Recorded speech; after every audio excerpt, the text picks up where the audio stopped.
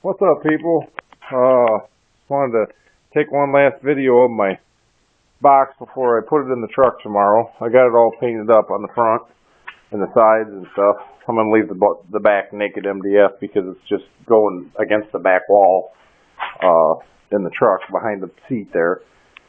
Probably going to insulate between this and the back of the truck again so that it's got a real good seal, so that, you know, it's sealed. It's going to go probably as far as possible to the driver's side.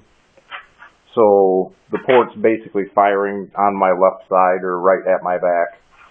And the subs will be basically behind the passenger. And there will be enough room next to the box for me to have my batteries and stuff on the floor. And then I'm going to probably mount a board to the side of this. I'm going to mount my amp on pedestals. It is a vibration resistant amp, don't worry, it could be mounted on the box. I'm going to mount the amp on pedestals, and because I'm going to run it at 0.4 ohms, and it's only supposed to run at 1 ohm, so that it's going to jump my power output up quite a lot. I'm sure it will work, so I'm going to put some fans on it. I got 3 little fans I'm going to put right here, you know, one on one end, one in the middle, one on the other end. Put the amp across this way. Blow the fans up through the amp constantly so that it keeps it cool. I'm going to try to keep this on the 1500 watt AP 1500 for now, since I've just got the 4 subs going in it. You know, I got the 2 DDs and the 2 MAs. And the more I think about it now, the more I think I'm probably going to end up getting another pair of DDs, 12s to put in here. Just because it'll be nicer looking and be more aesthetically pleasing and all that kind of stuff. And probably eventually I'll end up putting a 3rd hole on the top for another 10 and a 3rd hole on the bottom for another 12 because there is enough room to do that. So here, I'll just give you a quick run through. I got triple boards in the top chamber to make the chamber a little smaller actually because it was so big. It's got a 4-inch by 9-inch gap back there with an 8-inch port, tuned according to the calculators I've looked at about 34 hertz.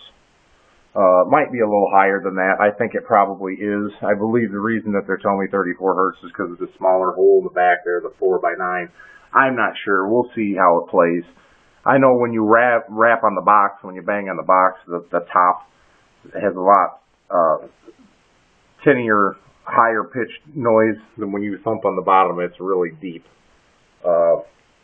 You can see I did take my port out. I had a divider in here that made the air come around the front side, and a few people kind of talked me into doing it this way because the box is so immense that it'll have a good travel for the long wave.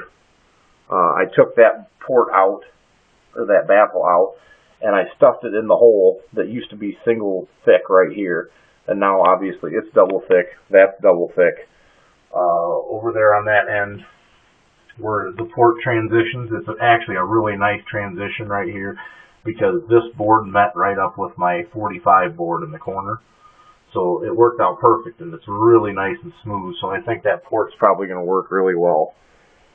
Just because of how well that transitioned. You can see how well that fit in there, in that box. I mean, it really is a really good setup. So, and you can see I painted the ports red just for a little something different, and the box is black. So, yeah, tomorrow I'm going to rip out. I want to let this dry overnight. I don't like, since I painted it, I don't want to mess with it today, you know, get paint all over me and everything else. And if I just let it dry overnight tomorrow, it'll be ready to handle it and put it in the truck. So for right now, it's going to be the 4 subs on the amp pushed down to 0.4 ohms. So once I get it going, I'll take a video and show you guys. Man, that's a big old box. I hope it works. Peace out, YouTube.